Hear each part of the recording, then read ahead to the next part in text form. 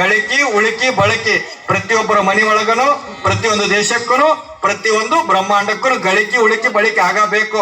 ಒಂದಿನ ಹೋಗುದ ಇದು ಬಳಸಿ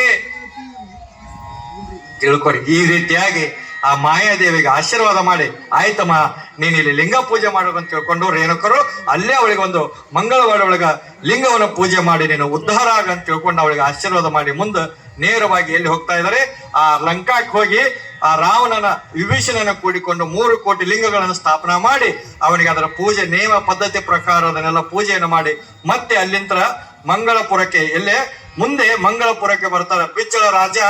ಬಿಚ್ಚಳ ರಾಜನಿಗೆ ಖಡ್ಗ ಕೊಟ್ಟಿದ್ದಲ್ಲ ಅಹಂಕಾರ ಬಂತ ನೋಡ್ರಿ. ಇಲ್ಲಿ 2 ಮಾತಿನೊಳಗ ಮುಗಿಸ್ತೀನಿ ತಾಯಿ.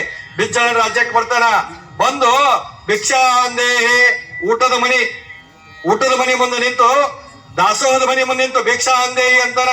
ರಾಜ ಇವ್ರು ಪರೀಕ್ಷೆ ಮಾಡ್ಬೇಕಂತ ತಿಳ್ಕೊಂಡು ಏನ್ ಮಾಡ್ತಾನ, ಉಣ್ಣು